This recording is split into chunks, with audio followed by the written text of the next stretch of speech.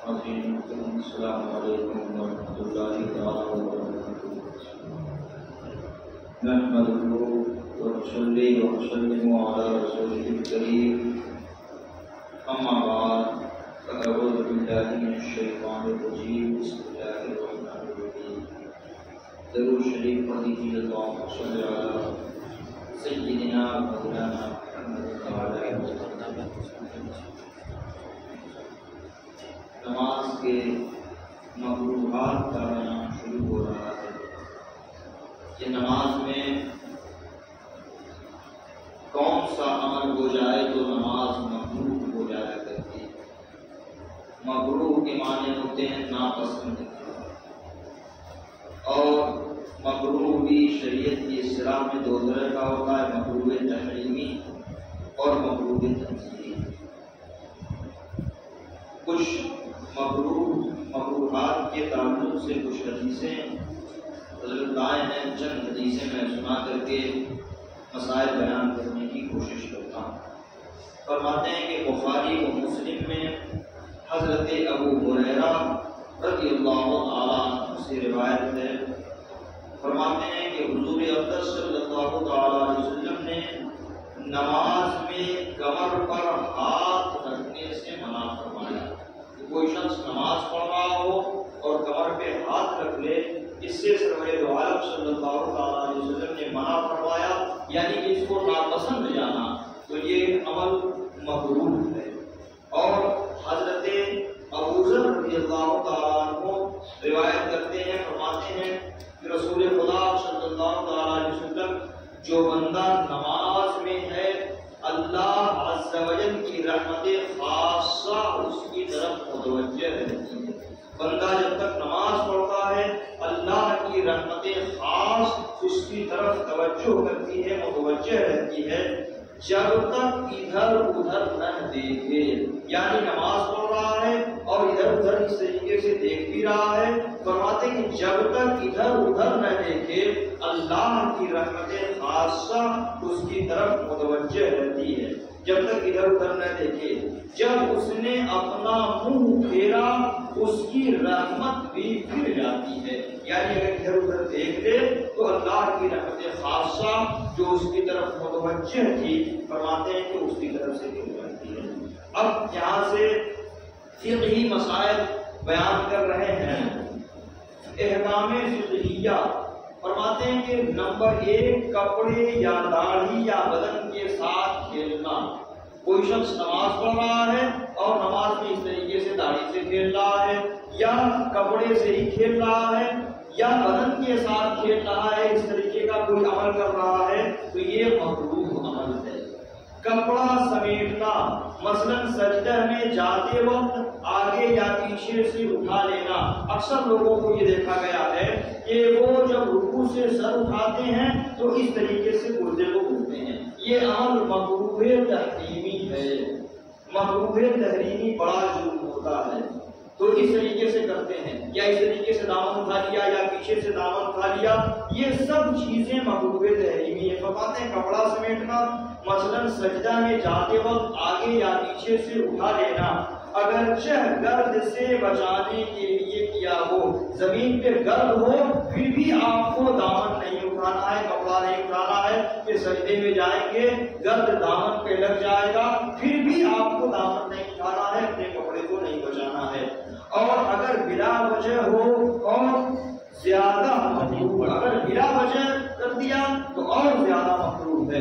فرماتے ہیں کپڑا لٹکانا، مثلا سر یا موڑے یا اس طرح ڈالنا کہ دونوں کنارے لٹکتے ہوں، یہ سب مکروہ تحریمی ہے۔ کپڑا لٹکانے کا مطلب یہ ہے کہ ٹھنڈی وغیرہ کے زمانے میں شال اوڑھ لیا سر سے یا کندھے سے اور اس کے دونوں کنارے لٹکے ہوئے ہوں، یہ عمل مکروہ تحریمی ہو۔ اس طور پر ہونا چاہیے کہ شال وغیرہ آپ اوڑھے ہیں یا گمچھا اوڑھے ہیں، اس طریقے سے اگر لٹکا کر کے نماز پڑھ رہے ہیں تو یہ عمل مکروہ تحریمی ہے۔ ایک کنارہ اس کا اس طریقے سے ہو جانا چاہیے۔ شال بھی آپ اوڑھے ہیں تو شال بھی اس طریقے سے ہو جانی چاہیے، صرف لٹکائے ہوئے ہیں تو یہ عمل مکروہ تحریمی ہے۔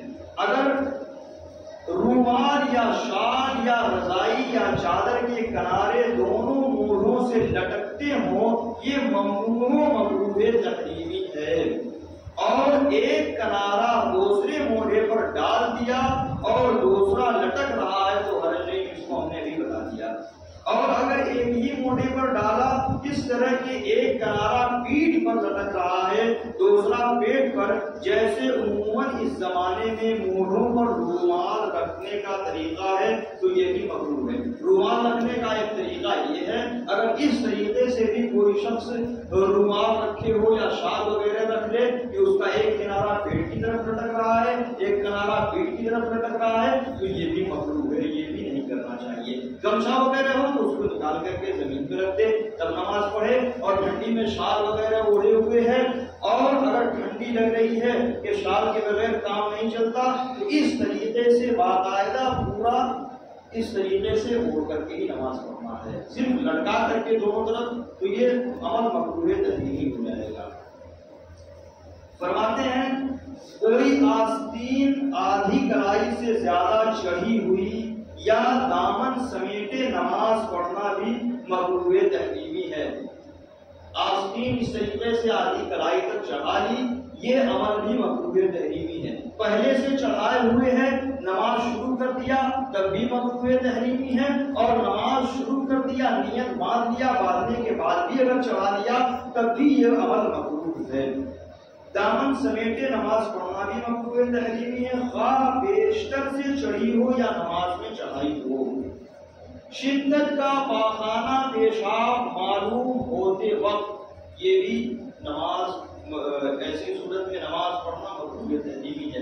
اگر استنجا سخت ہو، پیشاب کرنے کی حاجت ہو، پاخانہ کرنے کی حاجت ہو تو پہلے جا کر کے پاخانہ پیشاب بندہ کرے، استنجا کرے، اس سے فارغ ہو جائے، وضو کرے، اس کے بعد آ کر کے نماز پڑھے۔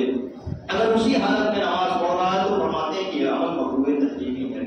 یا غلبہ ریاح کے وقت نماز پڑھنا مکروہ تحریمی ہے۔ حدیث میں ہے جب جماعت قائم کی جائے اور کسی کو بیت الخلا جانا ہو تو پہلے بیت الخلا کو جائے۔ حدیث شریف کے لیے ہے کہ جماعت قائم ہونے والی ہو اور اگر کسی کو استنجا پیشاب پاخانے کی حاجت ہو تو اسے چاہیے کہ وہ پہلے بیت الخلا کو جائے۔ اس حدیث کو ترمذی نے عبداللہ بن ارقم رضی اللہ تعالیٰ عنہ سے روایت کیا اور ابو داؤد و نسائی و امام مالک نے بھی اس کے مثل روایت کی ہے۔ نماز شروع کرنے سے بیشتر اگر ان چیزوں کا غلبہ ہو تو وقت میں وسعت ہوتے ہوئے شروع ہی ممنوع گناہ ہے۔ مثال کے طور پر آپ فجر کے وقت اٹھیں اور فجر کے وقت اٹھیں، آپ نے دیکھا کہ اب فجر کا وقت بالکل جانے والا ہے تو ایسی صورت میں تو مجبوری کی حالت میں کہ آپ استنجا وغیرہ کرنے جائیں گے تو فجر کا وقت چلا جائے گا تو وہاں تھوڑی سی رخصت ہے۔ لیکن مثال کے طور پر آج کل جماعت 4:30 بجے ہو رہی ہے، آپ 4 بجے اٹھیں تو آپ ظاہر سی بات ہے کہ اب 4 بجے آپ اٹھیں تو استنجا وغیرہ کر کے آپ فارغ ہو لیں گے، وضو بنا لیں گے، نہانا چاہے تو نہا بھی سکتے ہیں اور آپ کو نماز مل جائے گی۔ اور 5 بجے کے بعد تک 5، 4 یا 3 تک فجر کا وقت رہتا ہے۔ تو اگر وقت میں گنجائش ہے اور آپ کو استنجا کی شدید حاجت ہے پھر بھی آپ نے استنجا نہیں کیا بلکہ وضو کر کے نماز پڑھنا آپ نے شروع کر دیا تو فرماتے ہیں کہ شروع کرنا ہی یہ منع ہے اور گناہ بھی ہے۔ قضائے حاجت مقدم ہے، یعنی پہلے آپ کو استنجا سے فارغ ہو جانا ہے تب جا کر کے آپ کو وضو وغیرہ کرنا ہے، نماز پڑھنی ہے اگر وقت ہے۔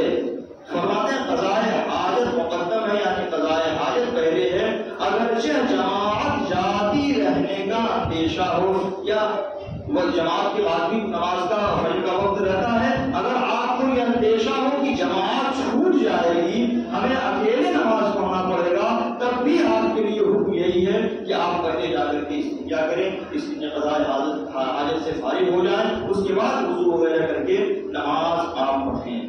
اور اگر دیکھتا ہے کہ قضائے حاجت اور وضو کے بعد وقت جاتا رہے گا تو وقت کی رعایت مقدم ہے، نماز پڑھ لے، اور اگر اثناء نماز میں یہ حالت پیدا ہو جائے اور وقت میں گنجائش ہو تو توڑ دینا واجب ہے، اور اگر اسی طرح پڑھ لی تو گنہگار ہوا۔ یعنی کہ وہی وقت اگر وقت میں گنجائش ہے تو آپ بیت الخلا جا کر کے فراغت حاصل کریں گے، اگرچہ جماعت چھوٹ جائے آپ کو تنہا نماز پڑھنا پڑے۔ جوڑا باندھے ہوئے نماز پڑھنا مکروہ تحریمی، اور نماز میں جوڑا باندھا تو نماز فاسد ہو گئی۔ کنکریاں ہٹانا مکروہ تحریمی ہے۔ اب تو کنکریوں کا تصور مسجد میں نہیں ہوتا، کیونکہ اب بہترین پتھر وغیرہ ٹائلس وغیرہ لگے ہوتے ہیں، یا قالین ہے، چٹائی ہے۔ گزشتہ زمانے میں یہ مسائل پیش آتے تھے۔ کنکریاں ہٹانا مکروہ تحریمی، نماز کی حالت کی بات ہو رہی ہے، مگر جس وقت کے پورے طور پر بر وجہ سنت سجدہ ادا نہ ہوتا ہو تو ایک بار کی اجازت ہے۔ اگر آپ دیکھ لیں کہ اتنی کنکری ہے کہ اگر ہٹائیں گے نہیں تو سنت طریقے پر سجدہ ہمارا ادا نہیں ہو پائے گا، ایک بار کی اجازت ہے کہ اس طریقے سے ہٹا لے اور بچنا بہتر ہے۔ اور اگر بغیر ہٹائے واجب ادا نہ ہوتا ہو تو ہٹانا واجب ہے، اگرچہ ایک بار سے زیادہ کی حاجت پڑے۔ انگلیاں چٹکانا، انگلیوں کی کینچی باندھنا، یعنی ایک ہاتھ کی انگلیاں دوسرے ہاتھ کی انگلیوں میں ڈالنا، یہ کیا ہے؟ مکروہ تحریمی ہے۔ کوئی شخص نماز پڑھ رہا ہے، نیت باندھے ہوئے ہے اور اس طریقے سے انگلیاں چٹکا رہا ہے یا انگلیوں کی اس طریقے سے کینچی باندھ رہا ہے نماز کی حالت میں، تو یہ عمل کیا ہے؟ مکروہ تحریمی ہے۔ نماز کے لیے جاتے وقت اور نماز کے انتظار میں بھی یہ دونوں چیزیں مکروہ ہیں، یعنی نماز پڑھنے کے لیے جا رہا ہے اور اس طریقے سے انگلیاں چٹکا رہا ہے یا انگلیوں کی کینچی باندھ رہا ہے، فرماتے ہیں کہ اس وقت بھی یہ عمل مکروہ ہے۔ اور اگر نہ نماز میں ہے نہ توابع نماز میں تو کراہت نہیں، جبکہ کسی حاجت کے لیے ہو۔ کمر پر ہاتھ رکھنا مکروہ تحریمی ہے، جو ہم نے ابھی بیان کے شروع میں سب سے پہلی حدیث شریف جو بیان کی اس میں یہی ہے کہ کمر پر نماز کی حالت میں ہاتھ رکھنے سے نبی کریم صلی اللہ تعالی علیہ وسلم نے منع فرمایا، اور منع فرمایا ہے تو فقہا فرماتے ہیں کہ یہ عمل مکروہ تحریمی ہے۔ ظاہر سی بات ہے کہ جو مسائل بیان کیے جاتے ہیں یہ مسائل قرآن سے لیے جاتے ہیں یا رسول اللہ صلی اللہ تعالی علیہ وسلم کے فرمان سے یہ مسائل لیے جاتے ہیں، تو فقہا فرماتے ہیں کہ یہاں مکروہ تحریمی ہے، یہاں مکروہ تنزیہی ہے، حدیث اور قرآن سے یہ مسائل نکالتے ہیں۔ کمر پر ہاتھ رکھنا مکروہ تحریمی ہے، نماز کے علاوہ بھی کمر پر ہاتھ رکھنا نہ چاہیے۔ جب اس کو نبی کریم صلی اللہ علیہ وسلم نے ناپسند فرما دیا اس عمل کو، تو فرماتے ہیں کہ نماز میں تو مکروہ تحریمی ہے، نماز کے باہر بھی کمر پر ہاتھ نہ رکھے۔ ادھر ادھر منہ پھیر کر دیکھنا مکروہ تحریمی ہے، کل چہرہ پھر گیا ہو یا باز، اور اگر منہ نہ پھیرے صرف کنکھیوں سے ادھر ادھر بنا حاجت دیکھے تو کراہت تنزیہی ہے۔ کنکھیوں سے کیا مراد ہے؟